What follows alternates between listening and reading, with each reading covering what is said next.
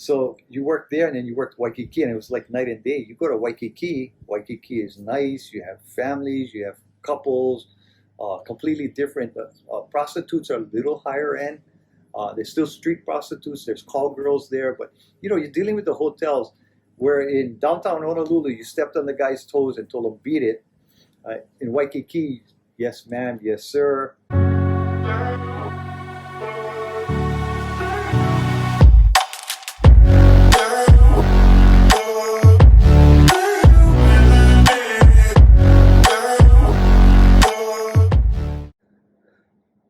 So hey, to the audience, doing my second interview with somebody from Hawaii. So we'll see how this whole thing goes. So far, it's been really fascinating being over here and talking about law enforcement on the island.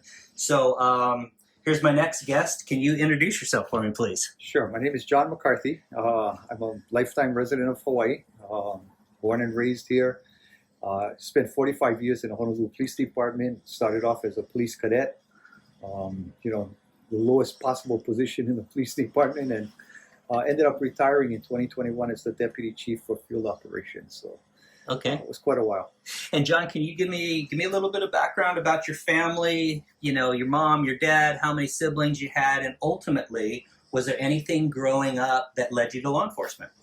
Well, I grew up. I was one of four boys. My mother and father were both born here. My father was active and instrumental in the organization of the Police Activities League here. Originally, they came down. The stories I heard was Father Flanagan came down, pitched it to the Catholic Church. They didn't want it, so went to the police chief and said, "Yeah, let's do it." My uncle was a police officer at the time, and they picked the ball and ran with it. And in the 60s, 70s, 80s, it was the biggest league around, variety of sports. So I grew up among policemen. In fact, my mother would later say that the reason I became a police officer is because the first person I saw, other than the doctors and nurses, was a police officer. My father was umpiring a baseball game. He sent a police officer to pick my mom up from the hospital and take us home. So, that's what they say. I don't remember, of course, but that was pretty interesting. So my father, officiated with the Police Activities League. He coached. I officiated for a while before I became a policeman, and in my early days. And like I said, I got three other brothers. Two live here. One's been on the mainland since college. I got married after I became a police officer. I've been very blessed and happily married for more than 40 years. I have three children, one granddaughter. So life's good, family's good, everything's good. So what kind of student were you growing up here on the island? Were you a good student? Were you into sports? Tell me a little bit about yourself. I don't know what a good student is. I played sports. I was heavily into baseball. I loved baseball. I played baseball. I became ineligible for high school ball because you can't play an outside league and play high school at the same time in the private school league. So I was playing softball with men and having a blast. We played 7 days a week, so it was a lot of fun. I was driven to that. School-wise, I don't know. I learned. I think I was a different kind of student to be motivated. I had to have the right formula to be motivated, but I learned all the way along. Even if the teacher gave me a bad grade, it was his fault, not mine. But I ended up graduating college magna cum laude, so I enjoyed my college work. It has nothing at all to do with police work. What was your degree in college? History. Okay. Japanese history. Wow. So all of my focus was on history. Just I was drawn to that. My original plan was we could retire at 25 years, no age penalty, and we got medical benefits for life, retirement for life. So that sounded like a pretty good gig to me. My plan was to retire and teach. I love teaching, but it didn't work out that way. I ended up spending another 20 years. Went past the 25 years. I can't say it was bad, but I enjoyed my police career. The last few years were the worst years of it all. Yeah, so let's talk about the beginnings. So you started in 1976. How old were you? I had just made 19 at the time. 19. Yeah. So, wow. So that I take it. Could you have been hired at 18? Yes, back then there was a funded program for, they call them cadets. You couldn't carry a firearm until you were 20 years old under federal law. So from 18 to 18, 19 year old, they would hire us, and it was supposed to be like a program to get us used to and get us engaged in it. What it was we were gophers. We were told to do whatever whatever the secretaries and the lower people on the totem pole didn't want to do, we did. And then we rolled right over into recruit school when it was time, as we started to approach them. I actually started recruit school when I was 19 years old. I made 20 in recruit school. 2 weeks before graduating, I was promoted to police officer from cadet. So I was a cadet the whole way. So the city saved money on me, most of the training period. We did have a couple of guys from our class that actually graduated as cadets because they didn't make the age yet. So once they turned 20, they were promoted and went out on the streets with us. So it was a little different, being a cadet. They don't have the program. They're talking about bringing it back. I think it was a great program. I don't think it should have stopped.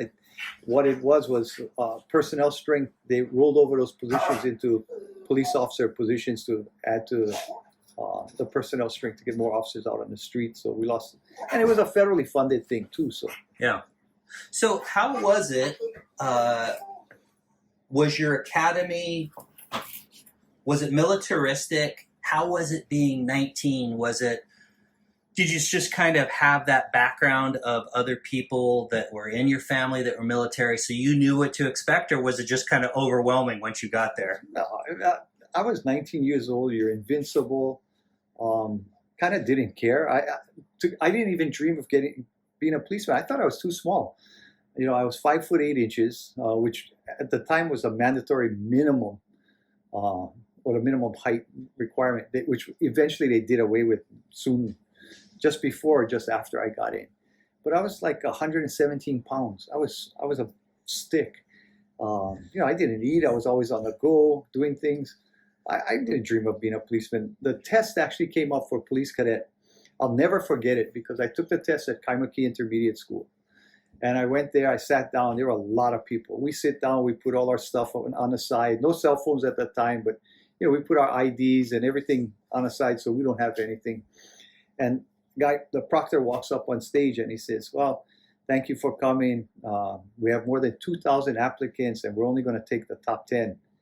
And I'm sitting at this table going, there's got to be 10 guys in this room that are smarter than I am. I don't stand a chance, but I'm not going to walk out. I'm too ashamed. I'm not going to embarrass myself and walk out. So I sat there. I took the exam. It was a different kind of exam than it is today. They showed us pictures, 9 mug shots with data under each mug shot.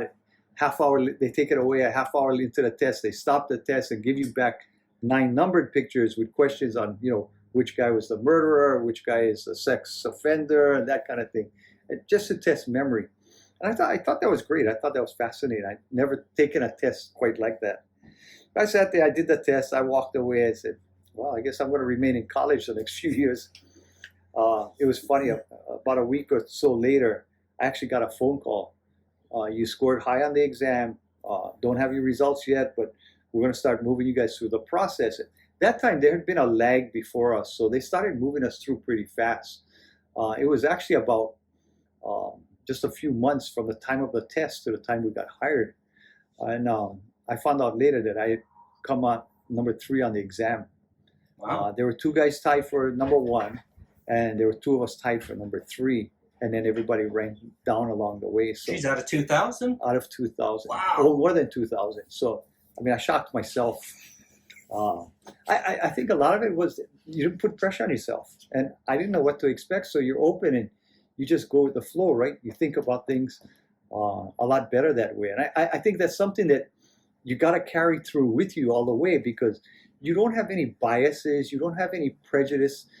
As you go along in your career, you find that you got to end up fighting these things because you learn about it, or you might have a thought or a feeling or experience that way, and you've got to resist this kind of stuff. Whereas early on, yeah, I don't know any better. Open-minded towards everything. So I think things worked out a lot better that way. So was the academy here in Hawaii, was it a lot like the other academies? Was it militaristic? No. I mean, the police departments are semi or paramilitary in that respect. You have to have some order. There's some rank. There's some courtesies. The different respect, that kind of thing, discipline. But it wasn't anything at all like what I hear from military camps or academy. We were actually up at Fort Ruger. We used the National Guard facilities. The academy had not been built yet. It was a little different than how it is today. We didn't march around, running around, calling everybody sir or ma'am. It was a little looser than that. But I think it was beneficial because it's a throwback to the old days. This is 1976, 1977. And I think it was great back then. There was more camaraderie. There were more, I'll never forget, we had to do a physical agility to pass, testing to pass a recruit class. And one of the things was running a mile and a half in 15 minutes or so, which, normally wouldn't be bad. And we were kind of the slackers. I mean, we knew what we could do. We did what we had to do. But we were running the mile and a half, and there were checkpoints along the way where they had stationed training officers. Well, we get to the final checkpoint, and the officer is like 14 minutes, 52 seconds. And me and the guy we were running with, we're slacking. This guy's behind us, but we're slacking. And we said, oh, we better get on our high horse and get in there. We want to pass this. Because we want to pass. By now, being a policeman is cool. We have no idea. I mean, we're only still in a theory part of it. But it's cool. Everybody likes it. Nobody's grumbling about it.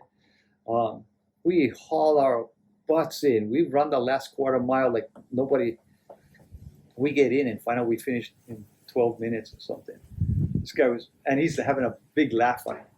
Because he saw us slacking. He knew we could do better. Yeah. But that was a way of pushing you, and that's the way the old days were. You do that now, you get some kind of harassment suit or something. So, I mean, it was different back then. It was a lot different. The academy went through, we had some old-time instructors, which I really, really liked. I wish the police department would bring, people back. There was an assistant chief that taught us the penal code. Man, that guy had a lot of stories. He had a lot of good advice. And they brought a lot of professional people in. Now, you look at the recruit class, the emphasis is more on covering their butts. They don't cover a lot of things. A lot of quality of life type issues are not covered. Just the training overall. And it reflects in the work when they come out. And I can say they're not covering it because I talk to the young officers and say, weren't you taught this in recruit school? And they'll say flat out, no. They don't know. They're unaware of it. So just things like that. I think training is a real big issue that has gone, kind of south on the police department, at least here. So in 1976, when you start at 19 years old, what's your first assignment? I was actually assigned to the records division. So I'm working with a bunch of females. My job is to handle the front counter, go pick up reports, pick up the major's and captain's lunch, pick up his uniforms at the laundry, that kind of stuff. It was funny because I think the sergeant and I were the only two males in that division at that time, or in that portion of the records division. And he had hurt his knee. I just had a mishap on the escalator. It came to a sudden stop. He was a big guy, jerked his knee. He had to go and have surgery. It was funny. He told me, while I'm out a couple of weeks, we'll just go down to the archives and, stay there. Stay away from the girls. But there's so much fighting or sides and that kind of thing. So I said, okay. So every morning I come in, I check in, I go downstairs to the archives. This is at the old police station, the old Sears building. So currently it's a condo. So, but I went down and, I learned that was a good thing. I learned a ton of things. I read all these old reports, these old homicide reports, things that they kept there. I remember looking at the ledgers from the 30s and 40s. It was actually like a big ledger book. And then I found out later it was kept by the desk sergeant. The officers would come in and write their report in there. It was on one page. It contained basic information, but the handwriting, the diagrams they drew, I mean, they're museum quality stuff. I killed to get a hold of those things or even see them again. I don't know what happened to them. But I would read the reports, and I learned a lot about report writing from reading these reports. I can still recite the names of guys that wrote reports I thought were really good, well-written reports. So I carried that on, throughout my career. I remember a judge calling me in later on, calling me into court off the road, and I'm going, well, what did I do to piss this judge off, right? And I go in there, yes, judge, you want to see me? Oh, yeah.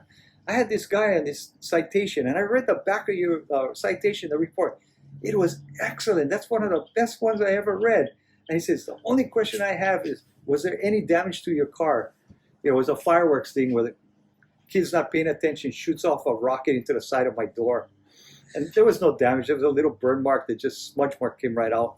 So I told him, no, there wasn't. Okay, I just wanted, I wanted to thank you on the report and make sure there was no damage. I would make that SOP pay for it, So that was kind of funny. Yeah, interesting. So how does your career progress? You go from archives. Do you eventually get to patrol, and is patrol like? Well, from the records division, we get assigned to the recruit classes. I was in a 69th recruit class. Okay.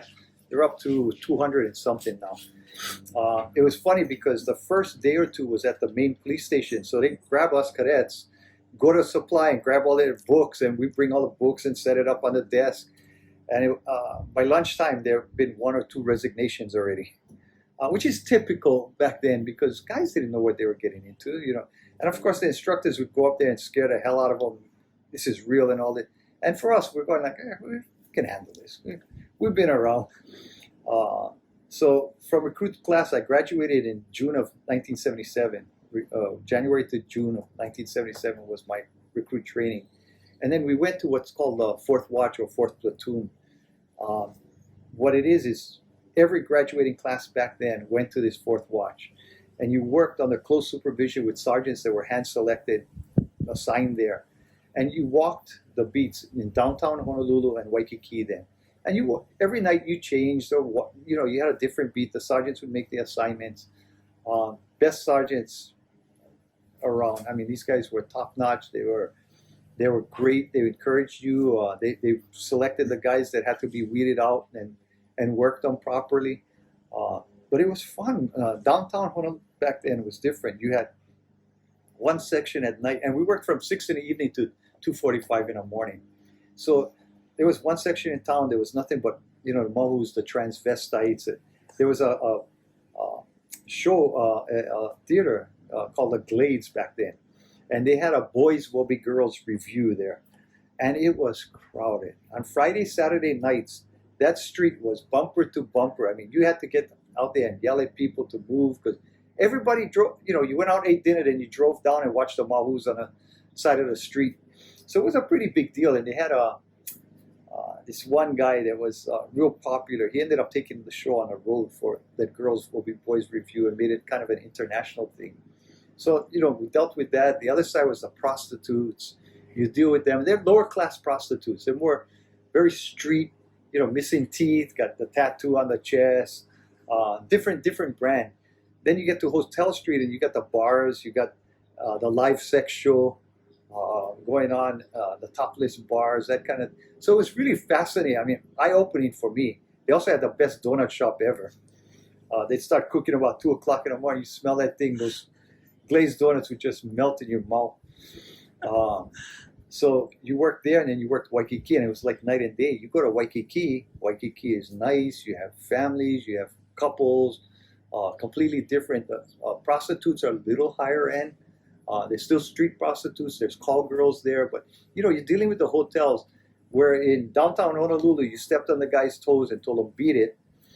In Waikiki, yes ma'am, yes sir. I'll never forget going up the elevator in one of the hotels to a complaint to go see someone, and there were these tall white guys. I mean, they were 6'3", 6'4", and I remember one turning to the other saying, "They sure do make the police officers small here in Hawaii." So I turned to him and said, dynamite comes in small packages. Want to step off the elevator with me? That was the end of the conversation. And it just reminds me. I told a story of why I've had after graduating. Prior to graduating, I never had a mustache. After I graduated, no mustache. Then I grew the mustache. I went to a complaint of a domestic at the Fairway Villa condominiums. And it was one of the upper floors. I get there, and it's one of these stereotypical. You're at the door, and all you hear is plates crashing, swearing, yelling. It's almost like a movie set. So I, knock on the door. Older lady answers the door, opens the door. I said, I got kids older than you. Go call me a real police officer. And slams the door in my face and goes back to fighting with her husband. So I'm there going, I guess I better go call the real police. I'm looking down.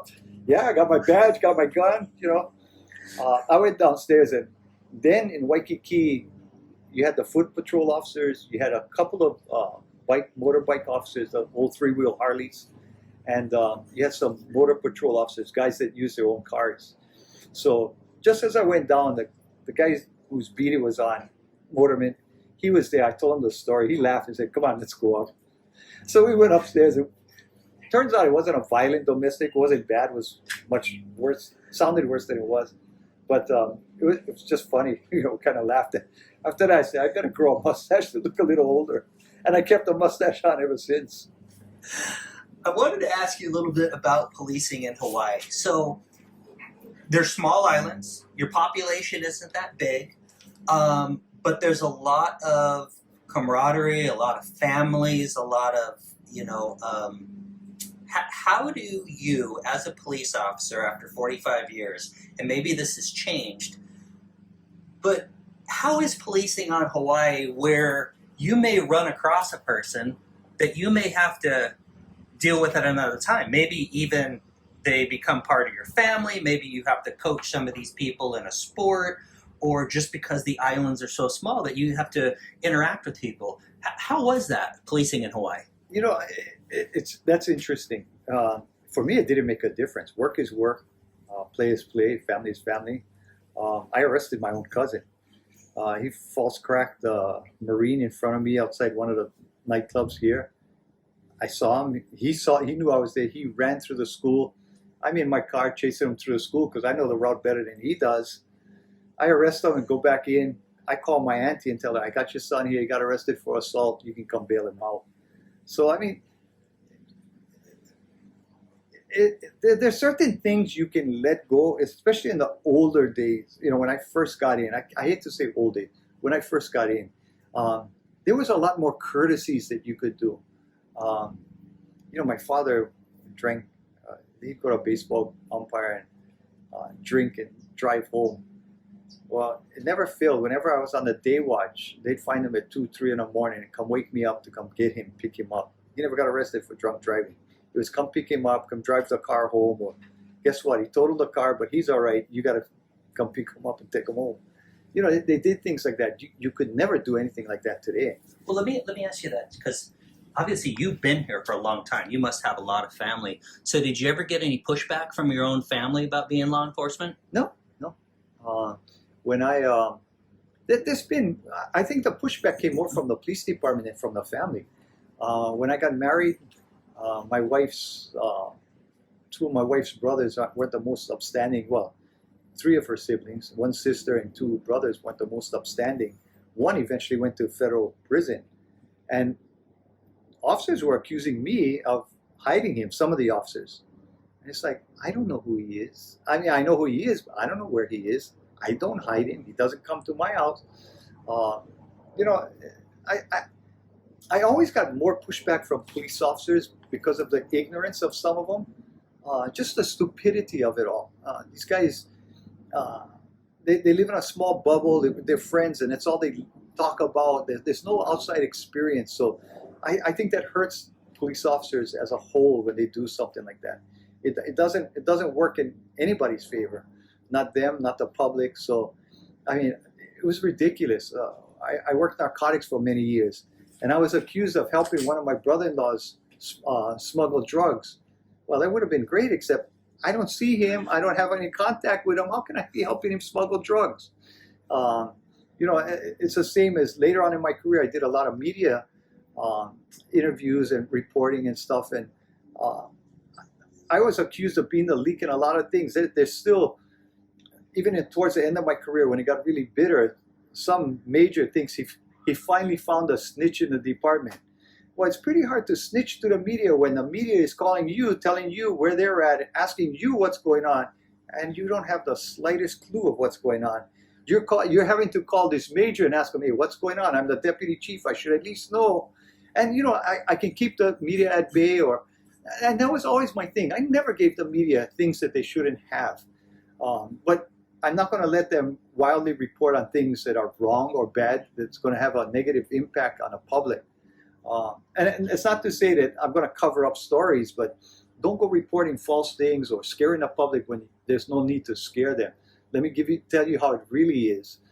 So you're not trading away departmental security or secrets or never exposing investigative tactics or alerting them ahead of time. But I got accused of that regularly, and the jokes was really on them. The media always called me to tell me what was happening. It was the other way around. I got more information out of the media sometimes than I got out of the police department. So I want to ask you about the attitude toward law enforcement from the community. I see a lot of blue lights supporting police, or even now in 2023. Has that always been the case? Have you always had good support from the community, or has that changed over time? I think it's always been good. I think it was better before. There's a lot of misconception, and there's a need for the department to become more transparent now than what it used to be. The one thing I never liked was the mommy holding the little boy or little girl's hand saying, behave or I'll tell the police officer. It's like, and what am I going to do? I'm not going to go spank the kid or arrest them. Don't say that. You leave a negative impact. I think it was good and better before. And part of that is we've had, corruption cases or police officers that have done a lot of wrong things. And that's come out in the media. So, the public questions that kind of stuff. So you lose some support there, but I think it's still good overall. I wanted to ask you this, John, because I obviously did a little bit of research and watched listened to a couple of your interviews before. But at some point, you go into detective of property crimes, and you had mentioned this, and I'm just fascinated where this idea came from.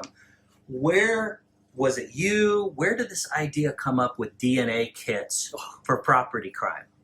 Because I don't know whether you guys can get away with it because the island is so small and you can process those DNA kits. I just wonder. Well, I started learning about different things because, my goal always was, my boss was my boss, but he's not the person I serve. I serve the community. So I'm looking for ways to try and better things. I'm always trying to think of different ways or different techniques. Use of the media, for example. I mean, getting a message out there is really important. And I found out doing different media outlets got different results. But the DNA kits is interesting. We started doing DNA. So I knew the department was doing DNA. I know they were sending it out for a while. It was somewhat costly. But they were doing it on murder cases, sex assault cases. And I said, why not property crimes? That's our biggest problem, property crimes. So there were a couple of cases that I had. I think one of the more infamous cases was with cigarette butts. We had a burglar who was going around. This guy was a pretty notorious criminal. But he was going around and he was leaving his cigarette butt either just inside the door of the home or in the refrigerator. So, the officers were collecting these cigarette butts. And I said, why not? It's a perfect medium for DNA. We submitted the cigarette butts. We found out who the burglar was. It was actually him and a girlfriend were actually working in tandem. And we saw them smoking a cigarette one day, threw it down. And it was funny. After being a detective for so long, I would hear the story again when I was a deputy chief and we did our annual review with the scientific section. The person recounted that story, but what happened was, it was funny. We saw the man and woman, exchanging puffs on a cigarette. Discarded. We get the cigarette because we know who they are. We saw them. We submit that. They get DNA off of that, and guess what? It matches. But the chemist calls me and says, "Hey, I got bad news. There's two people DNA on that cigarette butt." I said, "That's actually good news. We know there were two people smoking that cigarette." "Oh, okay. Well, it's male and female." "That's perfect. We have a male and female. We saw smoking, and guess what? We have a male and female suspect." And they go, "Oh, okay. No wonder it matches all this DNA from this burglary series." So that's how we actually got. That was one thing. The other thing that we did was that we would get, louvered windows here are a big thing because of the climate. Well, guys cut themselves and they leave blood back at the scene. So what we did was we created a little kit with distilled water, cotton swabs, a little container, and the officers can carry it. Till today they carry it, and it's a little kit. They can go and they can swab the blood, put it in the container, submit it for DNA. It's uploaded into POTUS, and the detectives and the investigators can use it that way. So that was a couple of things that we actually did. Yeah. Do you know if any other police departments do that? I just found that very very interesting because I'd never heard of that before. I don't know, but as time went by, DNA processing became cheaper and cheaper and faster. So it became more and more of a common thing. But yeah, I was told by the lab section that I was the only one that did it, and then it spread from there once people knew. I used to, fun notice, the property crime detectives, there's 8 districts on the island of Oahu. So there's property crime details in all 8 districts. Well, we would meet every quarter or so for lunch and have talks. I used to be one of the lecturers to talk to them about things like DNA and other things, following the evidence, where it goes and how it goes. Because another thing we would do is, and this would lead later and come in valuable when I took over financial crimes. Guys would hit the car and steal the credit cards. Well, we had a store here. They would go to Lanikai, they'd break into the car, steal a credit card, they'd go over to the store here and buy 8 DVD players. DVD players were a big thing back then. There was the VHS tapes and all that. Well, we had one, and we went and I asked the clerk, I said, "Hey, do you remember this person?" "Sure do." "Well, why did you let him buy it?" "Because the credit card he used is in a Japanese female's name, but this guy is a local guy from Waimanalo." I said, "Well, if the card clears." "No, you don't have to do that. This guy, you knew it wasn't his card." So we started using it kind of backwards, working the case, work it back, and then we started finding the faster you get onto that, the higher the likelihood of solving a crime. So we'd have people come into the police station, say, "My car was broken into. Were your credit cards stolen?" "Yeah." "Call your credit card company. Find out if it's a credit card." "Yeah, in fact, somebody's using it right now." We'd send the officer there, and here's this knucklehead trying to go through the ATM using a credit card. And so we got the guy on a credit card offense, and we work it backwards. Over your 45-year career, was there an assignment that was one of your favorites that you liked more than others? I like quite a few, but I think spending the time in narcotics, I went to narcotics. Back then, you had to be selected to go to narcotics. You put in and stuff, but your seniority didn't make any difference. You had to be accepted. The guys would vote you yes or no. So I put in. I wanted to go to narcotics. I put in for it. The sergeant came out and saw me, asked me if I was interested. "Okay, can you come down and meet the guys?" I went down and met the guys, and next thing I know, I'm getting transferred to narcotics. Now, when I get to narcotics, I first went to the morals division, working prostitution, that kind of thing. And but I was told that don't get too comfortable because we're going to move you over to narcotics. We're starting an airport task force with the Drug Enforcement Administration. We want you to go there. So I found out it was my lieutenant later that was pushing for it against the major's advice. But I ended up working with, that led to a nearly decade-long career with the Drug Enforcement Administration. And I just learned so much working there. We worked with customs. FBI was just getting into drugs then. It was funny. I mean, how could you tell the FBI agent at a drug buy, he's the guy in a black suit, that kind of thing. I just learned so much about search warrants, investigations.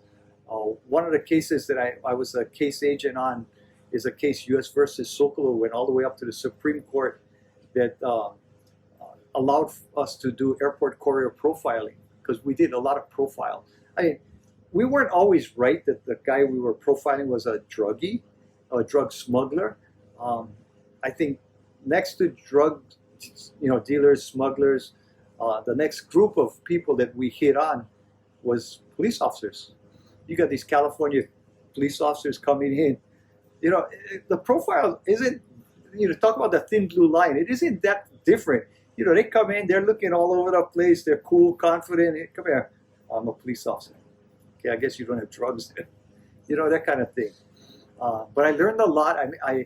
I worked with a lot of U.S. attorney. I really had the privilege of working with a great U.S. attorney on a wiretap case where I was a co-case agent, John Payton. He passed away at an accident, but he's a great guy to learn from. And they treated you like equals. I worked in a federal. I got called into the offices of the federal judges, magistrates. One of them gave me a big lecture how I was wasting my skills and talents on a police department. I should be working in a federal agency. He tells me, pick what agency you want to go to. I'll write a letter. You'll get in. It's like, I'm not going anywhere. I'm staying in Hawaii. But I think I just learned so much. I worked with a great guy who's passed away, Dick Kempshaw, was a DA agent. Gruff, he would lead you to believe he was the grumpiest person on the face of the earth, but just had a heart of chocolate, just melt. I saw him do things. We followed this kid once at the airport, little suspicious. Then we finally decided to talk to him, and when he talked to him, he found out the kid was just down on his luck, came to Hawaii, got no money. He reaches in his pocket, pulls out cash, gives it to the kid, talks to him, gives him advice. Here I am watching the grumpiest man on the face of the earth break down and help these kids. So, I've never forgotten that. And worked with some good attorneys. I think that was a foundation for me moving on into detective work. And I've always carried that experience, partnering with agencies, especially the federal agencies. They bring about resources that you just can't imagine sometimes. Yeah. Before I start asking you about current day Hawaii crime, I just have some questions for you. You make it all the way up to deputy chief, so you're basically second in charge. If I were to ask somebody that worked under you to describe your leadership style, what do you think they would say, and where did you develop your leadership style? Well, I think the one that I heard coming back from people was arrogance, and I think they're wrong, and I corrected them. There's a difference between arrogance and confidence. I walk into that room, I know why I'm in that room, I know what I'm doing, because I've been around for so long. There's no arrogance, there's a lot of confidence, and there's a fine line between the two. Arrogance is an ego where it's unchecked and not necessarily backed up by all that experience. Confidence is, I've been there and done that. And if I don't know, I'm going to break that new ground, but I know where to go to find the answers. So I think just trying to lead through, that experience and do the right thing. But in terms of, let's say, I talked to somebody, would they describe you as fair? I'm just trying to get a sense of, if somebody's working underneath you and they, for example, somebody gets in trouble with you, would they come out of a meeting with you going, yeah, that guy was fair to me, or that guy, you know what I'm saying? What do you think that they would describe your leadership style as? I think it's a fairness. Fair is fair, right is right. And you're not calling them a bad person. They did something wrong. So you're correcting behavior, not necessarily the person. Have I had to hand down the termination notice before? Yeah.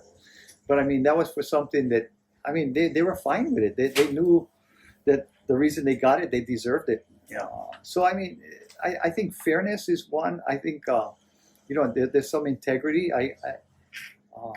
But I don't know. I've heard a lot of negative things as well, and I think that's how police work is. There's a lot of jealousy. There's a lot of ignorance. That kind of thing. So it kind of goes both ways. You can't get hung up on what people think of you. You got to do what you got to do. And again, remember what I said. My thing always, I wasn't worried about how the police really thought of me. It's how the public thought of me. Those are the people that I'm actually serving. Yes, I have to hold my job. I know who the boss is. You know, when I was a deputy, the chief was a chief. I never shortcut her or anything like that. I always kept her informed. But, you know, your ultimate responsibility is to the public. I mean, you got to make decisions with them in mind. You spend money with them in mind. It's not your money. So I think that's how it goes. I don't know. I can't really give you a good answer on that. Okay. Well, let's switch gears a little bit. I want to talk about a little bit of crime on the island. Read an article with you talking about retail theft. Is retail theft like you see these videos out of San Francisco where people are just going into drugstores and they just clean out the place? Is that a problem here? It's getting there. Retail, I work closely with the retail merchant security group.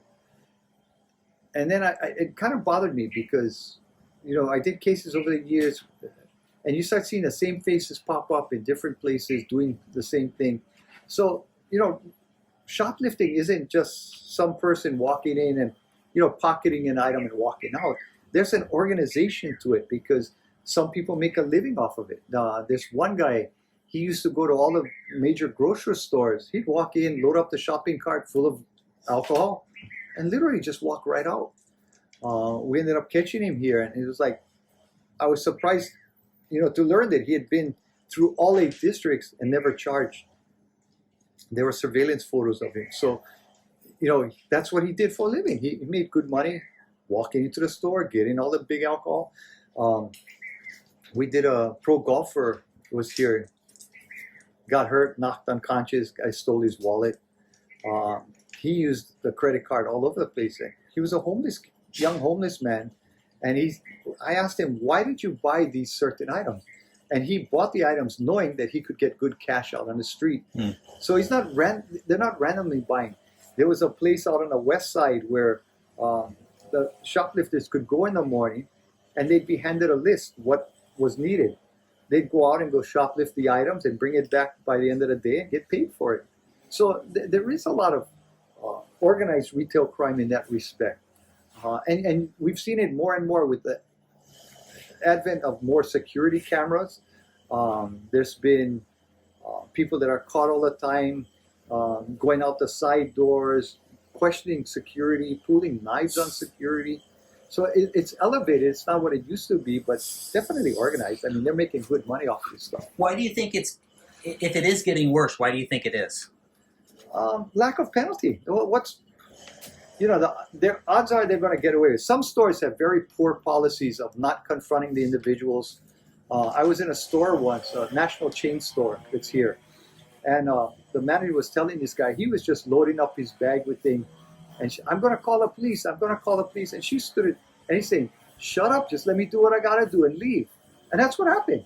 He loaded his bag and he left, and he took a bunch of high-end stuff with him. And I went and asked her, why didn't you call the police? Why didn't you confront him? Don't you have store security? No store security. Policy is non-confrontational. She did it because it just, pissed her off that he's stealing from her employer. And there's no consequence. This guy knew he could go into that store because of their policy, steal, and walk out of there. But I don't know much about the politics of Hawaii in general.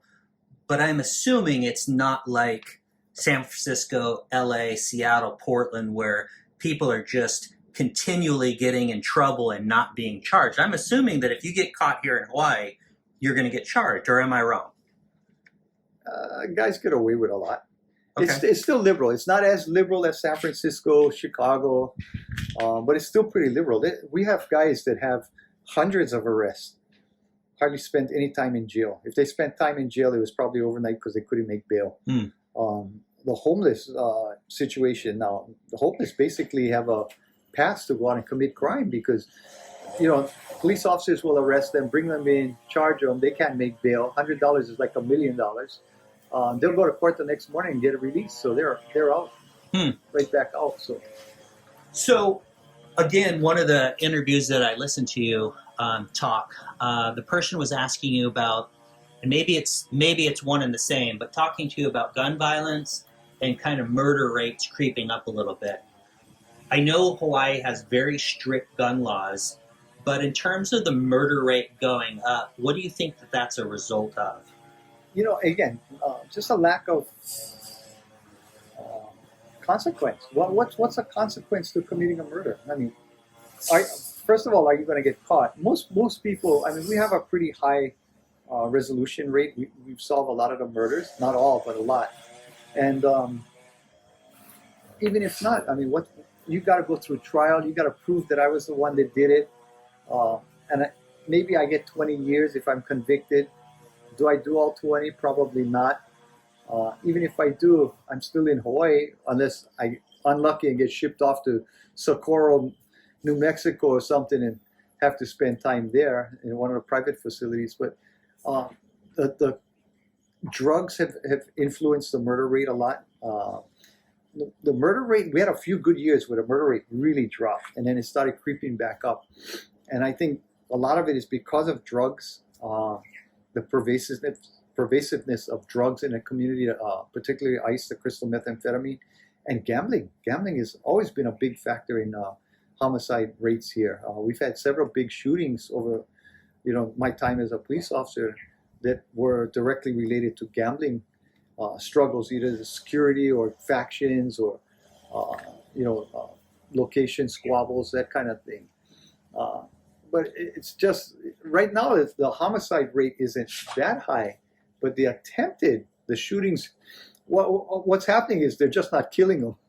They're shooting them, but they're not killing them. So the homicide rate's not going up, but the violent crime rate is still there. Where are the guns coming from? You guys have very strict gun laws here. Where are they coming from? A lot of them are stolen, but then now, in the last maybe 4 or 5 years, you have the advent of ghost guns. So it's simple. I go up online, I pay my $600, $650, $800, whatever it might be. I get a little kit in the mail. I put it together. I've got a gun. I don't have to register it. Nobody knows I got it, and it works. Sometimes. Are those ghost guns? I'm assuming getting shipped from the mainland to here. Yeah.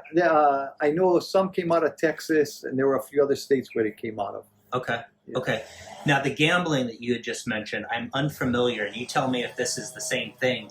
Are they related to these game rooms I keep hearing about? And what are game rooms? Some, the game rooms, they bring in a lot. Game rooms are basically like casinos, and they'll be in industrial areas, or they've come into communities, into homes now. But they're bringing in casino-type games. So you're playing a slot machine. You're playing. I remember one of the big games was Fish for a while. That was a big game in Las Vegas. They brought it in here, and we actually saw the parts coming in from foreign countries. They would come in piece by piece, and the people assemble it here so that it didn't come in all at once, so that it didn't meet the definition of a gambling device. Game rooms is one, but cockfighting is still a big one. Really? Cockfighting is still huge. You get hundreds, if not 1,000 or more people at a big cockfighting event.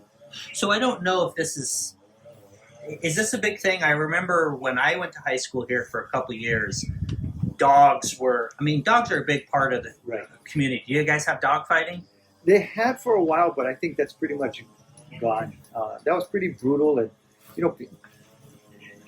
dogs are, almost every home has a dog here, so you got a lot of love for dogs. Yeah. That didn't go over too well. Okay.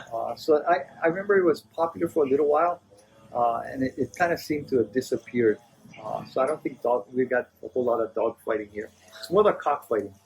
So before I forget, the game rooms, though, that are going on, are the game rooms illegal because you guys don't have gambling they're here? illegal. Okay. They're straight up illegal. Okay. Yeah. Okay.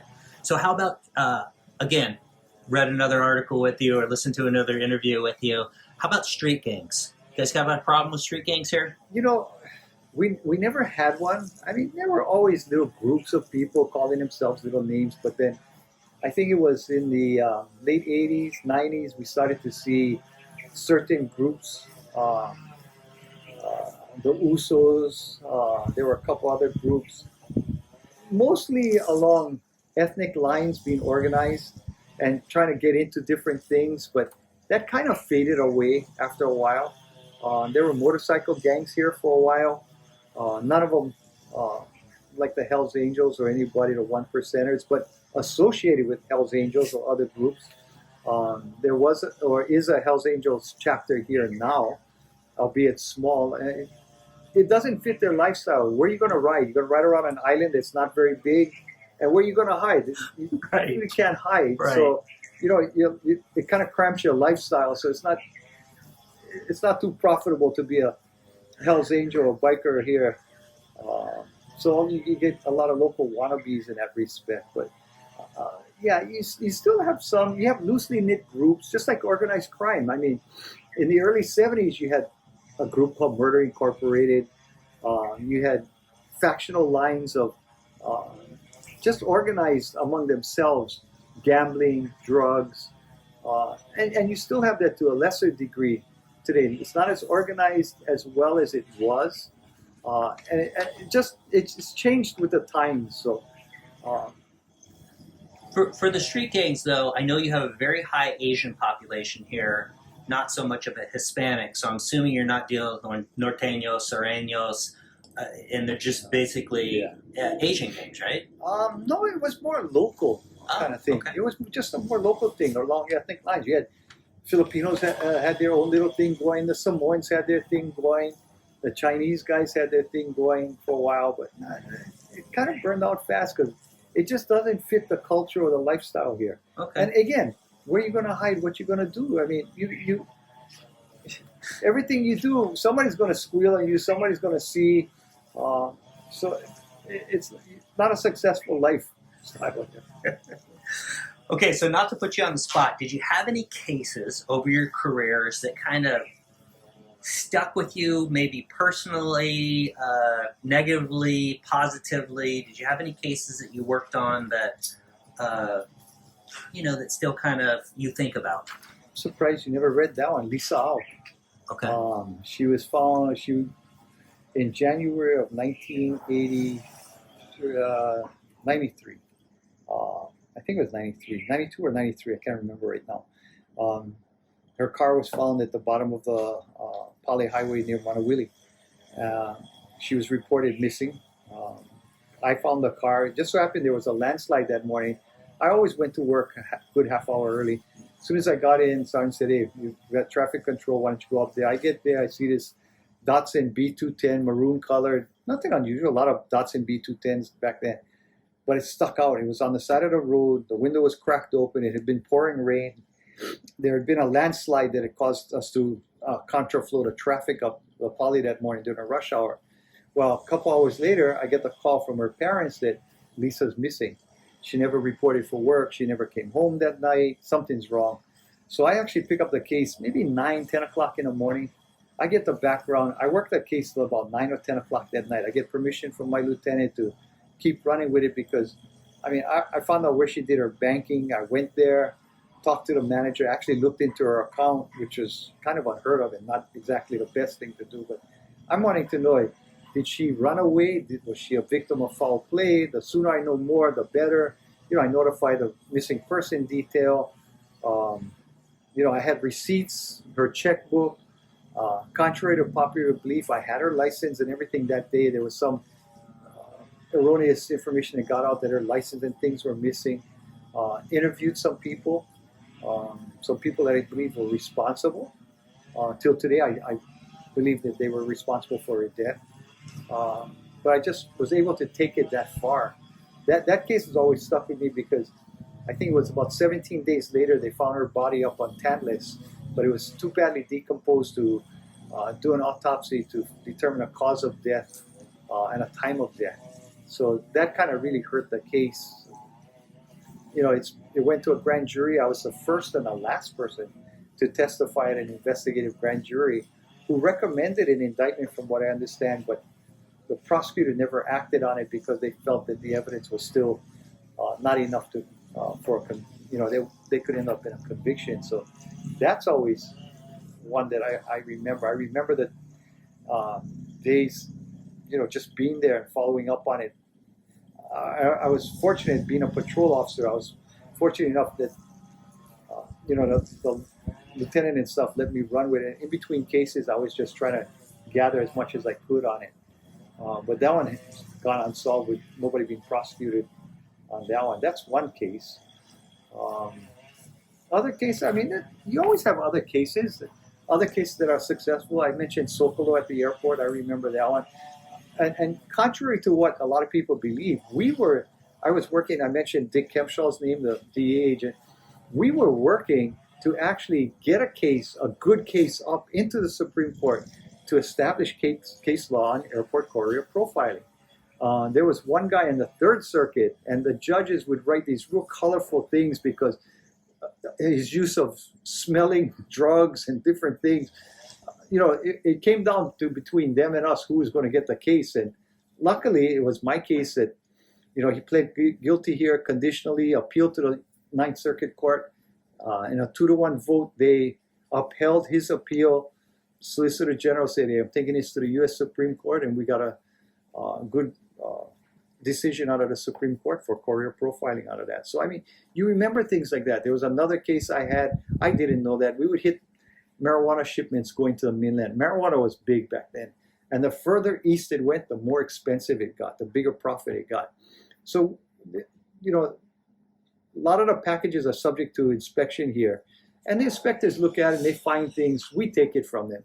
And we contact the authorities. We send it there. There was another case that went to the U.S. Supreme Court from what I understand. A UCLA professor had called me on it, wanted to talk to me about it, law professor, how we did things. He was shocked how we got around the Fourth Amendment on this. And it was all legal. I mean, we didn't do we worked well within the frame of the law, but we were using just thinking outside the box, how to get things and how to further the case.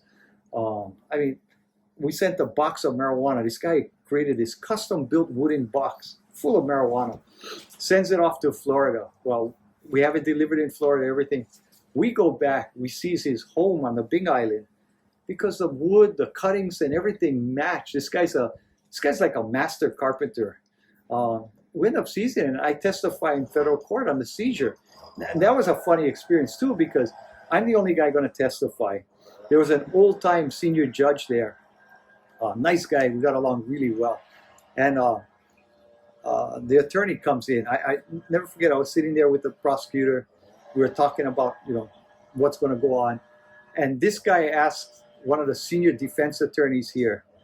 The defense attorney asked this guy, "What you got?" He's, "Oh, I got this forfeiture case. I'm going to rip this agent. I'm going to test him." "Who's the agent?" He goes, "Oh, it's John." He said, "I wouldn't do that." And then sure enough, I go up there, I'm testifying,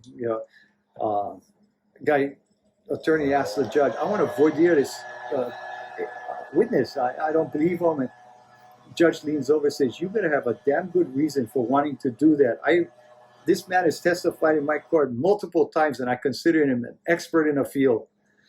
The attorney withdrew his motion. Wow. So it ended up like that. So I mean, just things like that. Financial crimes was a big one. We pushed the envelope on that.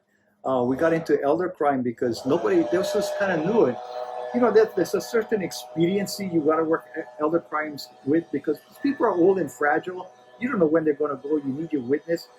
And a lot of them have dementia, early onset Alzheimer's.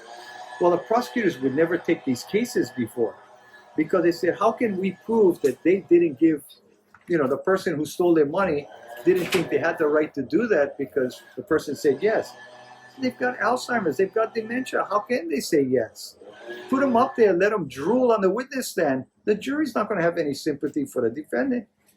We went and charged 2 cases, got a conviction within an hour, and that was exactly it. And it was funny because even the media, I remember them interviewing this 86-year-old Japanese woman, and they just loved her. She said all the right things to them, and the jury loved her. But she had dementia. But she was sure that she never gave this person the right to sell her home or take her money. And we could show all that. So, I mean, doing things like that. Another guy who claimed to be working with the CIA, that was when his business partners came in and told us a story. We're broke, we can't make payroll, and he's working with the CIA, they're going to pay us back. That's not true. Picked up the phone, made one call to a friend of mine goes, nah, that's not true. You know, we ended up having to actually get the CIA involved, and you know, that was a pretty funny thing. And the guy got convicted. He went to jail for 20 years. So, getting back to the girl, the landslide and the autopsy, and okay, I had listened. Did you have anything to do, because I thought it was great police work, did you have anything to do with the Honolulu Strangler case at all? I was in narcotics at the time and did some surveillance on that, but not a whole lot. In that case, we actually, you know, talking to everybody and what I was aware of, we knew who that guy was. Yeah, and so the story that I heard is, I mean, again, I thought it was great police work. You identified him, but ultimately, when it went to the prosecutor went, no. So I'm wondering, again, getting back to the earlier case that you talked about with prosecutor, you have grand jury and all this other stuff, because it was the same thing that I had heard about the Honolulu Strangler. Did you run into that often? I mean, did the prosecutors, you had a good relationship with them, or? You know, I've always had a good relationship with the prosecutors, but the prosecutors, you know, when I first came in, the prosecutor was appointed by the mayor. Eventually, that prosecutor became an elected office. And now there's some politics that start getting interjected in their work, but they always want the case on a, you know, not a silver, a gold platter. So, I mean, these cases, we knew who they were. I mean, we were pretty sure, but, you know, we didn't have that, you know, gotcha moment. So they weren't willing to take it. That Strangler, by the way, supposedly moved on into, went back to the West Coast and became an invalid and died there. Yeah. No, I found that case very fascinating, but I just thought the police work on that was really excellent. Okay, so John, two last questions I always like to ask. Did being in law enforcement, I mean, you had 45 years in law enforcement, did it affect your family at all? I gotta say yes. And it's funny. My wife always said I made investigators out of them. My kids, my wife. My wife has taken a lot of this in, been able to put it to everyday use. My children. The house we're sitting at upstairs, they're looking out and they're looking over into the back street and going, hey, I think that's one of Dad's suspects. Call the police, and you know, the guy gets arrested. So yeah, in that respect, I think it did. It may have influenced my daughter even more. She's a first responder now, paramedic. She wanted to go into that. She wanted to go into medicine, found the paramedic thing more to her liking. So yeah, I think it did. At times it's frustrating because I'll come home and, you know, you're not in the best mood, you're in a foul mood, so it kind of hurts them a little bit. You bring it home sometimes. But I think overall it was a positive thing for them. Kept them on the straight and narrow. I never had problems with any of my children. You know, my wife's been a great supporter of my career and stuff, so she's the number one supporter. Okay. So, last question. You start in 76, 45 years of law enforcement dealing with the public over those years.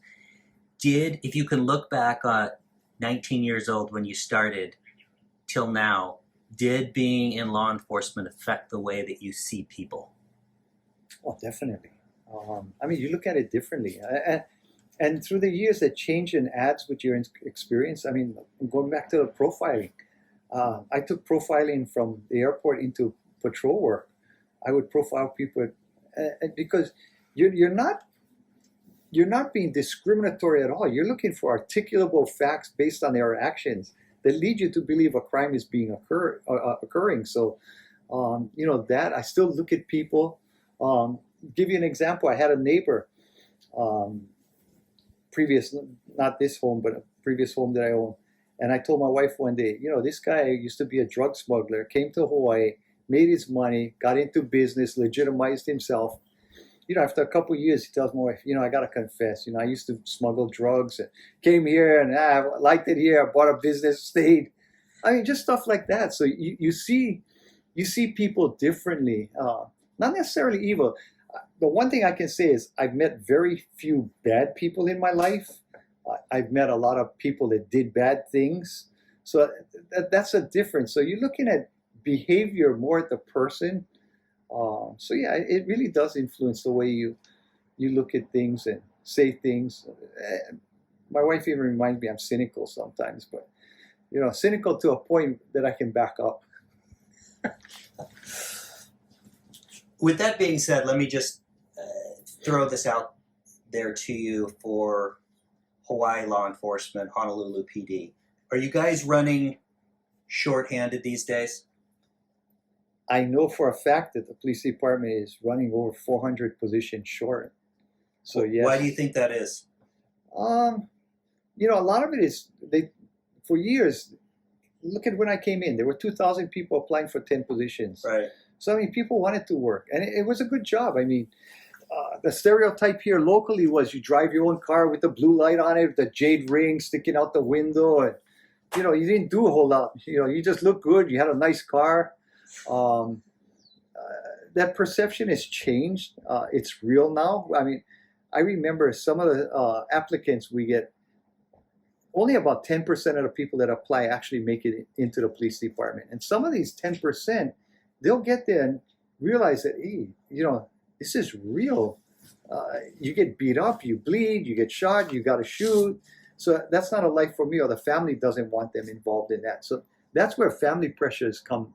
I remember a lot of guys, because I remember even running when I was in the police department, running undercover officers, supervising. And one guy left to go join the fire department because his family didn't want him in the police department. It was safer fighting. Of course, it's much safer fighting fires here than it is being a police officer. But there's been a whole bunch of things. The police department took it for granted that we had the numbers there. There was a big stealing of officers from here to the West Coast because of primarily over pay and standard of living. The pay is there now, but all this unrest with the Floyd incident and other things certainly didn't help. But the police department can be really good at policing, but they suck when it comes to a lot of other things. And recruiting is one of them. Recruiting nowadays takes a lot more than sending somebody to a booth at a recruitment fair and saying, "Hey, come join the police department. Look, you can wear this nice uniform." Yeah, no, well. And even the hours. They recently went back to a 13-hour shift, 3-day, 13-hour shift. And I just don't agree with that kind of stuff. These guys are dying for 3 days, then they go on 4 days and forget how to work, and then they come back and got to learn how to work again, but they're too tired to work. So, it's almost a self-defeating circle. There's a lot of leadership issues. I cite a lot of things. I still do a lot of work, expert witness and consulting work. And I see 3 things wrong with the current state of police. And one is training, and we talked a little bit about that. 2 is supervision. Police want to be your friend. They don't want to be a supervisor. So a lot of times they put that friendship over supervising, telling you, the hard facts that you got to work, you got to do this, I got to discipline you. And the last one is leadership. We've gone through the last 3 chiefs that, have kind of fizzled out. That hasn't helped us. And there's deeper things like the police commission, the interjection of politics in it, how they select the chief. Who knows? We have a police commission who has no clue how the police department is run, and yet they're there trying to tell everybody what it is and how to do it. These things need to be fixed before things are going to get better. So I have a lot of things that can be discussed on that. Okay. John, thank you very much. I really appreciate the interview. Thank you. Thanks for the opportunity. It was fun. Absolutely.